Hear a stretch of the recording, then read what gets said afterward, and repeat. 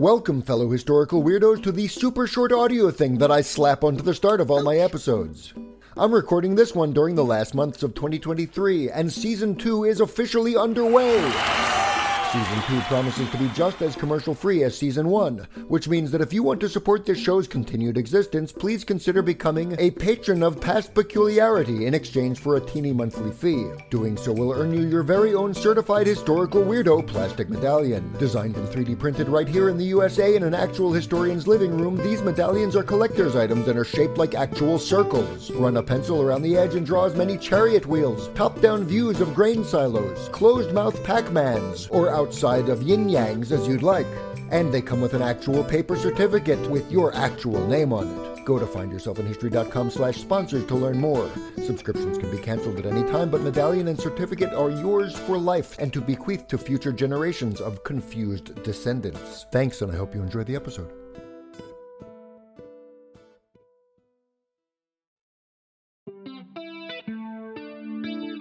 Welcome back to this crisp and refreshing new podcast about how the historian's craft helps us all to better understand the strangeness of now.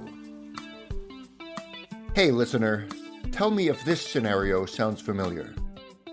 You're stuck, waiting and waiting at the Department of Motor Vehicles, trying to get your driver's license renewed.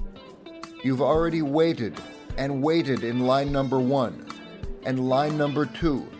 And now you have to wait again in order for your number in line number 3 to be called up on the big half-burned out LCD screen at the front of the room so that your forms can be processed.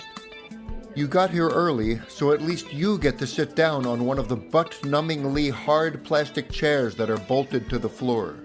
Other folks who got here after you have to stand. One of the fluorescent lights on the ceiling flickers to an erratic, disjointed beat. To your right, there's a haggard mom with a rambunctious 11-year-old kid who's playing some horrible video game called Oyster Ninja on a single tablet with the volume at full blast. And so you're just waiting there. And waiting. And waiting. And it seems like it's going on forever.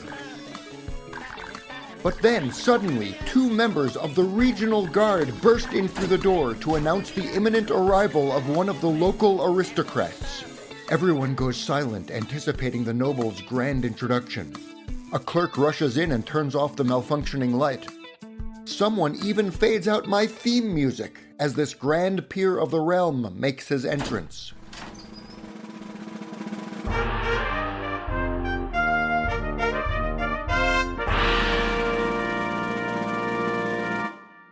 The nobleman is formally presented to the crowd. Prepareth themselves for the imminent arrival of his lordship, Sir Dave Burton Hafter Spanforthson, 9th Baron of the Vale of Knox of the Grand State of Tennessee. Oh great, you're thinking. Here we go again. But you obviously don't complain out loud, because that would be illegal. So in struts the Baron, and of course you're required by law to rise and uncover when he walks in. You stand up and remove your baseball cap with the findyourselfinhistory.com logo on it. Everyone abandons their hard-earned spots in line, and the Baron just walks right up to the 3rd license renewals desk. All of the DMV employees immediately rush forth and tend to the needs of this one well-born man. One frantic clerk sprints out from the break room and spits out a mouthful of a tuna melt into a nearby garbage can so that he's not chewing on it in the presence of his lordship. And you're wondering, what is the Baron of Knoxville even doing here? After all, it's not like he drives himself around town. That kind of physical act would be beneath his station. Ultimately, it doesn't really matter. It's all just another moment illustrating the power of the lords temporal and spiritual, who make up the national, state, and regional aristocracy here. Just another example of nobles literally lording their power over the vast majority of commoners, like you and me. Just the way things are, right? Right? Isn't that just the way things are? Nah, I guess not. But it's definitely just the way things were. In fact, as annoying as waiting online at the DMV can be, One of the upsides about modern bureaucratic institutions is that they're supposed to be equally annoying for everyone. Yet that kind of equality is a new and strange idea. For the majority of recorded history, official legal special treatment for nobles has been common, an essential part of most societies worldwide.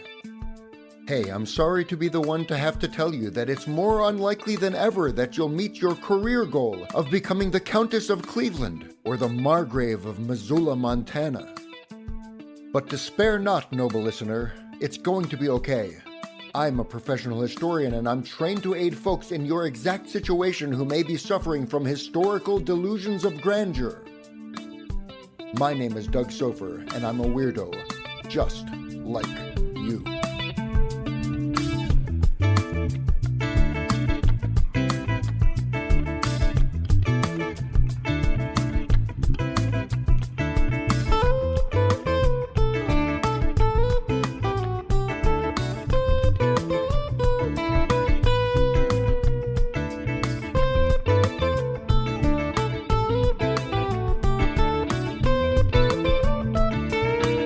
Support this podcast by telling absolutely everyone you have ever met in your lifetime to listen to it.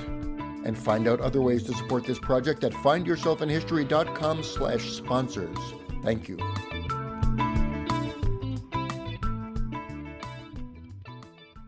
The very fact of one's birth used to place people automatically into different social categories. You were born a royal, directly related to a monarch, or a regional noble. But you were far, far more likely to be born outside of the aristocracy. If you were lucky, that meant being a free commoner, a small landholder or a craftsperson living in a town. But in many eras, it was also extremely likely to be born into some kind of forced labor system, like serfdom, where folks were tied to a piece of agricultural land that you were obliged to work on, or many other systems of servitude, or worst of all, slavery, in which people were recognized by the law as a kind of human property. And for the most part, that was it. You were only legally allowed to become what society's rules said you were born to be. Today, popular depictions tend to imagine nobles as simply being people with a lot of money. But places where privileges of birth and prestige are more important than other social divisions are called societies of orders. And the world of today is abnormal for even attempting, to move beyond those distinctions. Which is why today's episode is called You Are Disorderly. That is, most of us simply think differently from our not-so-distant ancestors about what makes a person powerful or vulnerable, or grand or humble. Some of that difference in thinking emerged out of more modern countries, like the United States, a place without any legally recognized nobles. Not a single one. Sure, you might think it could be fun to be one and establish your own noble dynastic house, but tough noogies, you can't. At least not officially in the United States. How do I know? Because it's literally prohibited by the U.S. Constitution. It's right there in Article 1, Section 9. No title of nobility shall be granted by the United States. And you can't sneak around that prohibition either by going to your state legislatures and state governor. Article 1, Section 10 states plainly that even U.S. states shall not grant any title of nobility. So you can't hold a noble title. But you are a weirdo, is the name of this podcast, so we can at least talk about why the framers of the U.S. Constitution thought that you should not, why you must not become a noble. Before we do that, though, we'll need to do a serious reality check. Outlawing aristocratic distinctions, even in the U.S. Constitution, does not mean that all people in the U.S. are, or have ever been, treated equally. To return to our DMV scenario, rich people can hire personal assistants or lawyers to do most of the bureaucratic work for them. But they don't have a whole other set of rules that apply only to them, or at least it's not supposed to work that way, not in America. That said, the U.S. fight against aristocracy on the grounds of eliminating distinctions of birth is in and of itself strange, even contradictory. In fact, in some ways, the United States has been full of some extremely stark inequalities of birth, from the get-go. The most obvious of those distinctions of birth in U.S. history were based on race. The express version goes like this. Prior to the U.S. Civil War, the vast majority of Americans of African descent had come to the American hemisphere in chains, as enslaved people, meaning that the entire U.S. plantation economy, the whole economic basis of states, especially in the U.S. South, ran on distinctions of birth. From the colonial period through the American Revolution and its immediate aftermath, enslaved people made the owners of tobacco plantations in places like Virginia into wealthy men. Just a decade after the Revolutionary War, the 1794 invention of the cotton gin made cotton plantations possible throughout the South. Those places became wealthy on the backs of people who in nearly all cases were not free, and could not legally become free, because they inherited the legal status of slavery. After the end of the U.S. Civil War in 1865 came Reconstruction, a movement which attempted some reforms to remove some, though definitely not all, of those distinctions for formerly enslaved people. But by 1877, Reconstruction had failed, and new state and federal governments created a system that's known as Jim Crow segregation, laws that literally treated black people differently than white people. And those laws stayed in effect in the U.S. South until they were decisively overturned in the 1960s. The U.S. North did not have the same official Jim Crow laws on the books, but access to housing, schools, and jobs were also segregated through a complex web of rules and social phenomena. Those included so-called white flight, white populations fleeing from urban areas and taking resources with them out of places where black populations were living. Conflicts between immigrants of European descent and black populations. Neighborhood covenants, agreements in northern neighborhoods that were not laws per se, but which kept African Americans out of many mostly white neighborhoods. And there were well-documented guidelines that white real estate agents used that were designed to prevent black people from settling in white northern neighborhoods. And that whole express history is just talking about some aspects of African American history. We haven't even begun to talk about indigenous Americans, American Indians, or the Latino American experience, or other situations in which one's birth prevented access to equal opportunity. So okay, let's not sugarcoat the situation. U.S. history is simply full of unequal distinctions of birth, both legal and informal. Yet simultaneously, for a ton of U.S. history, there's also been a clear, consistent drumbeat that emphasizes equality, breaking away from European distinctions of birth. As we're about to see, this notion of equality defined and continues to define a major part of political identity in the United States.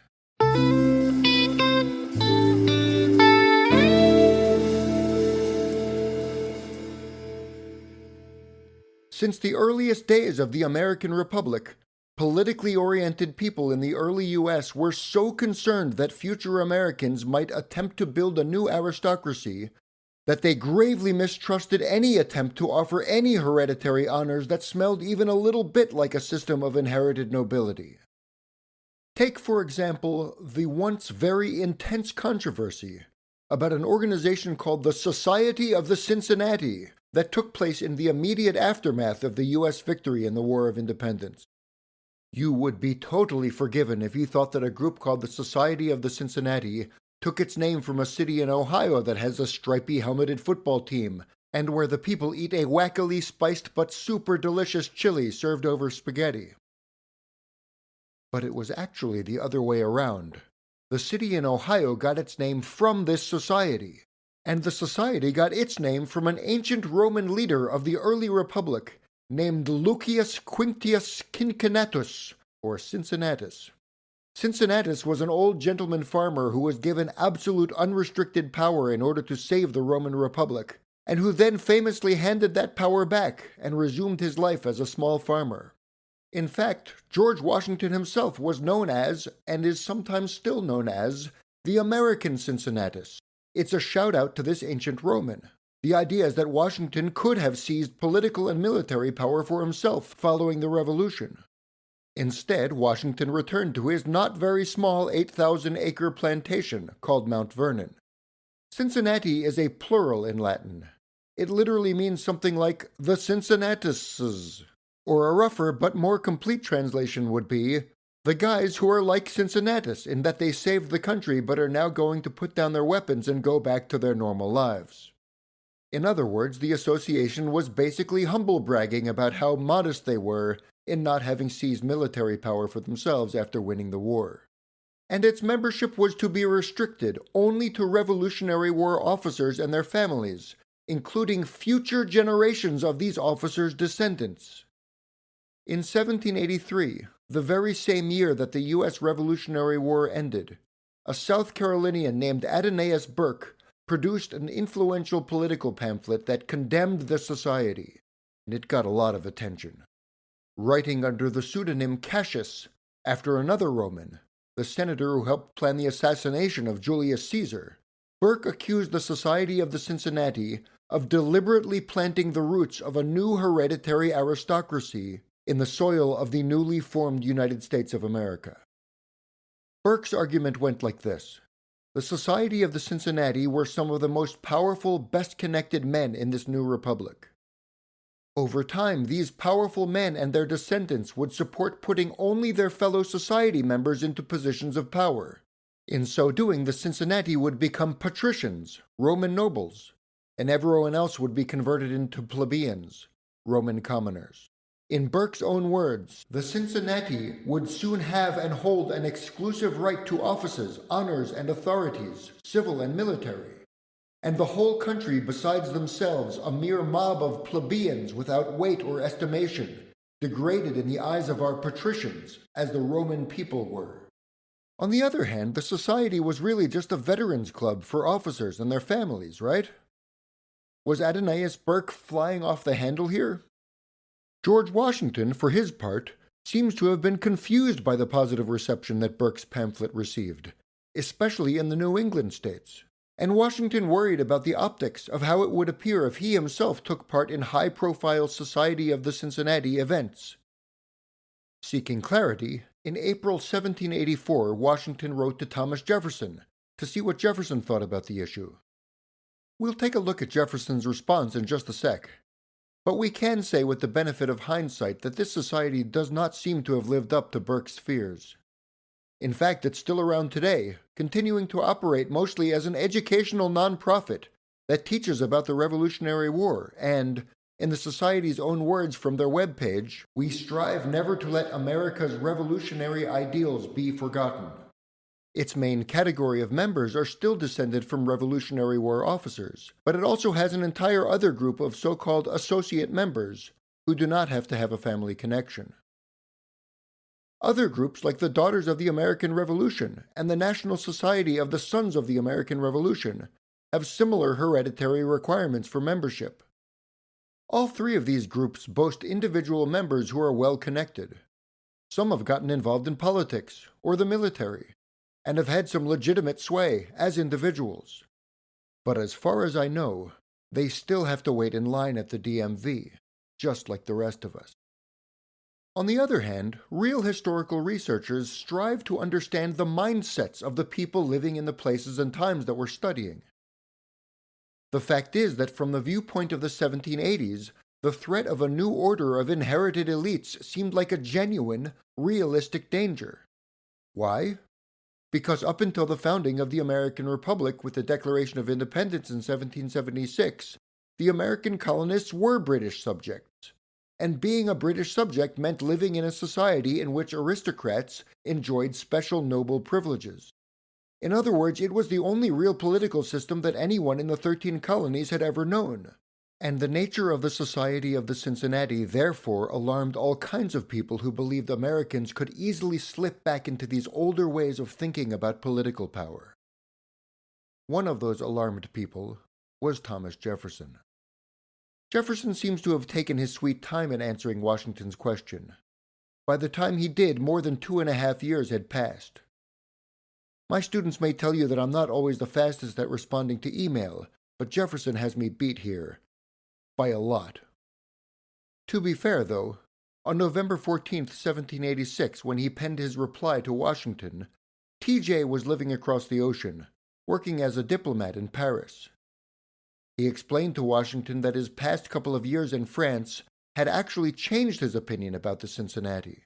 He writes, "I have never heard a person in Europe, learned or unlearned, express his thoughts on this institution who did not consider it as dishonorable and destructive to our governments." He reports that it was only in coming to France that he came to understand fully the grave threat that a group like the Cincinnati could pose in some distant future date to the newly formed United States. He adds, "I did not apprehend this while I had American ideas only, but I confess that what I have seen in Europe has brought me over to that opinion, and that though the day may be at some distance, beyond the reach of our lives perhaps, yet it will certainly come when a single fiber left of this institution will produce an hereditary aristocracy which will change the form of our governments from the best to the worst in the world." Whoa. So what was it about living in France in 1786 that so utterly freaked out Jefferson? To understand his perspective, we'll need to cross the Atlantic and find out for ourselves.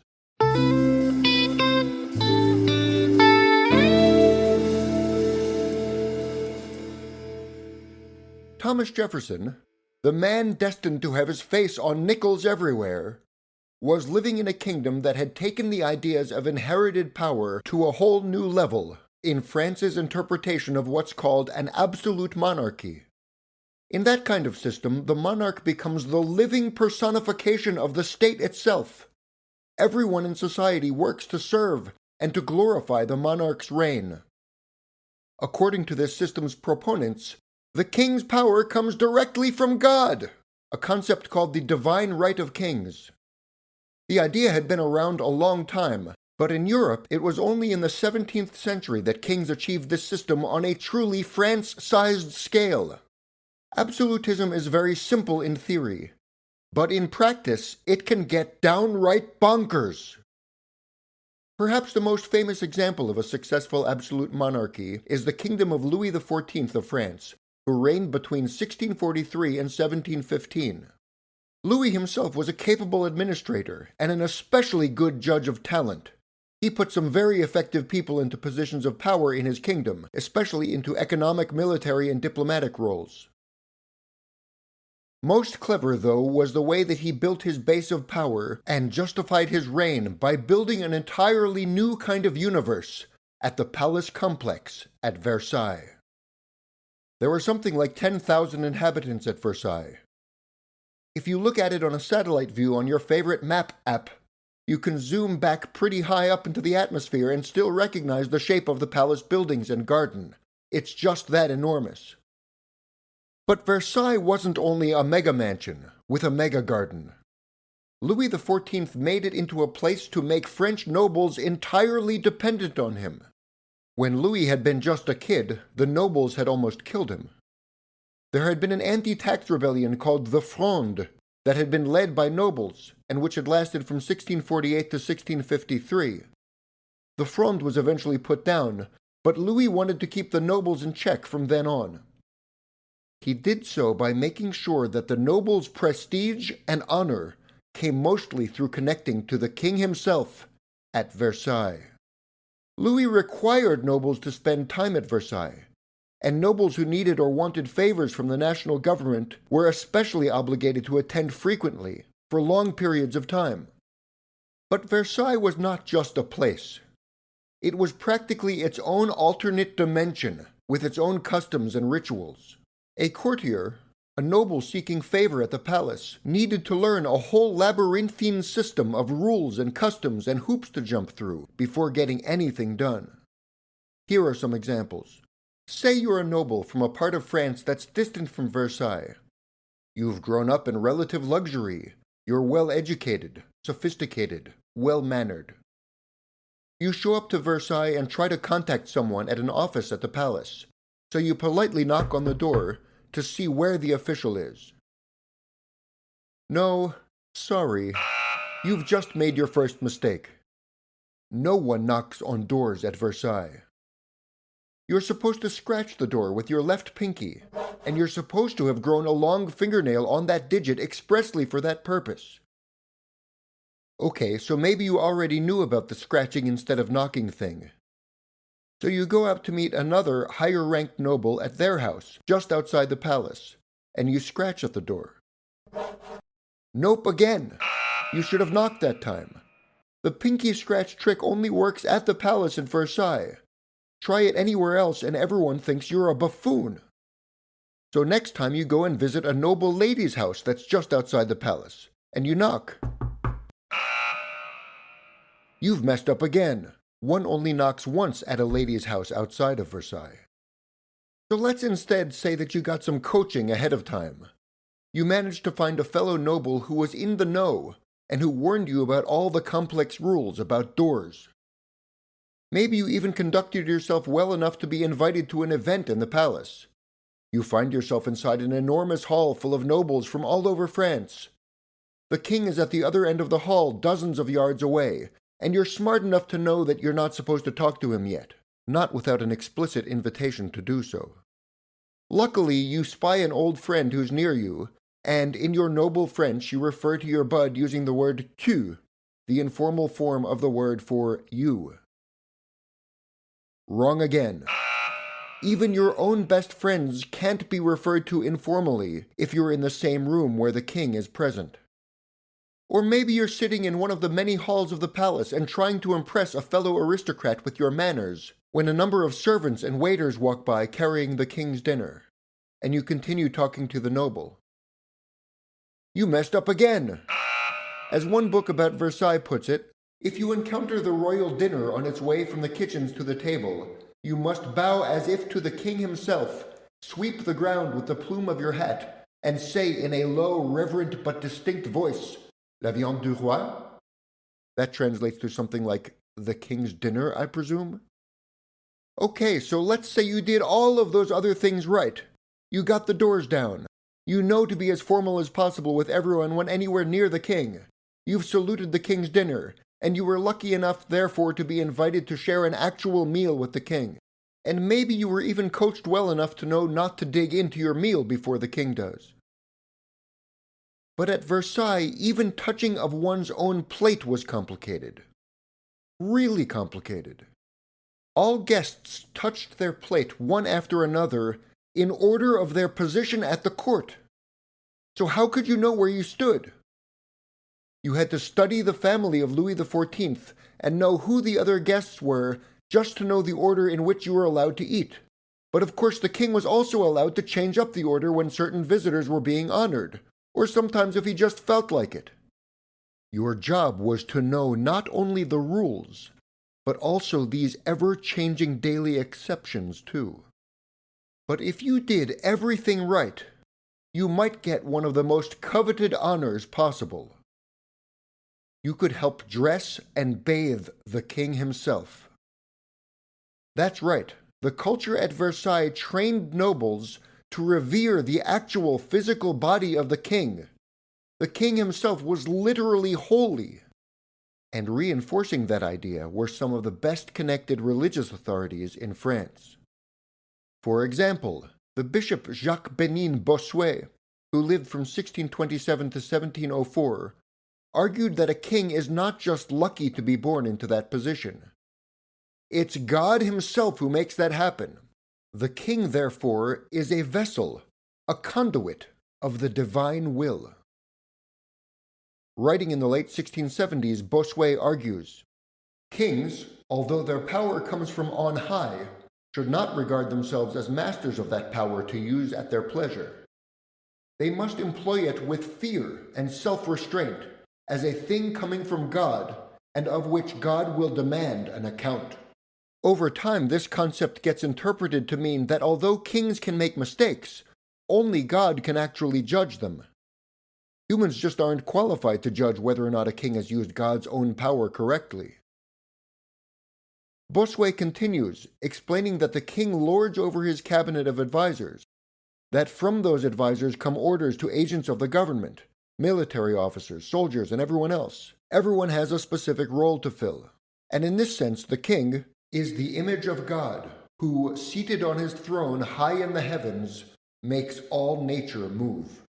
The idea of absolutism, exemplified at Versailles, is that God endows the king with royal power. That power then filters down from the king to all the nobles and military and lesser orders of society. Nobles therefore only gain favor, fame, power, and prestige when the king's royal authority seeps down to them. The levels of absurd complexity, almost a new language of ritual and custom, built into the system at Versailles, meant that the nobles were jumping over one another to prove that each was more couth, more savvy, more in the in crowd, and more able to gain the king's ear than the other. And the system was remarkably effective in keeping the nobles in check, keeping them competing with one another, so that they could not conspire to rule for themselves. Over the span of two more King Louises, Louis XV and Louis XVI, this system meant that the royal family and all the nobles all over France basically lived at least some significant parts of their lives in this entirely different universe, one that operated under different, bizarre rules than those used by everyone else. By the time Jefferson wrote back to Washington in 1786, France's absolute monarchy was just 3 years away from imploding. The French Revolution began in 1789. The next year, the new government abolished the system of hereditary distinctions that had existed in one form or another in France since the early Middle Ages. And in 1793, revolutionaries also ended the reverence for the French king's body, decapitating via guillotine Louis XVI, the great-great-great-grandson of Louis XIV.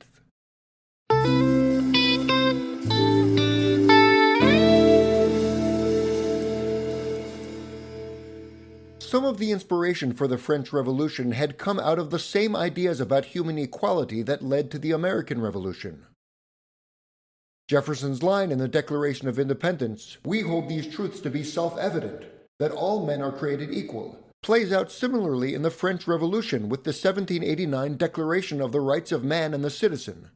Parts of that document read, "Men are born and remain free and equal in rights. Social distinctions may be founded only upon the general good." And later, "Law is the expression of the general will. Every citizen has a right to participate personally, or through his representative, in its foundation. It must be the same for all, whether it protects or punishes. All citizens, being equal in the eyes of the law, are equally eligible to all dignities and to all public positions and occupations according to their abilities and without distinction except that of their virtues and talents." This concept of equality before the law and before the government was radical in its day. It means that no matter who your daddy was, you're still in the same boat. And still stuck waiting at the same DMV. The simultaneous existence of inherited inequalities at many different points in U.S. history, coupled with a genuine obsession on the part of the founding generation with rooting out those same inequalities, constitutes a major contradictory theme running throughout U.S. history.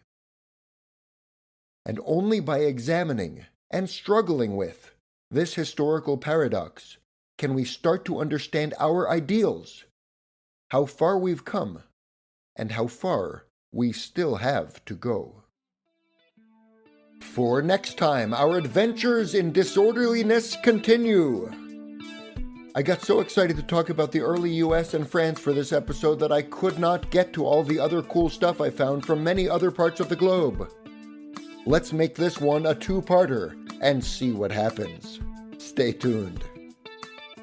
You can, and you should, dang it, find references to the historical sources, audio clips, and other stuff used for this and other episodes at findyourselfinhistory.com. Speaking of places in which to find oneself, I work at Maryville College, which is incredibly close to the Great Smoky Mountains. Every day unexpected. Learn more at maryvillecollege.edu. Opinions expressed in this podcast are mine alone and do not necessarily reflect Maryville College, its administration, faculty, staff, students, board of directors, or the Lord spiritual and temporal of the Grand Ville of Mary, where Chilhowie's lofty mountains pierce the southern blue.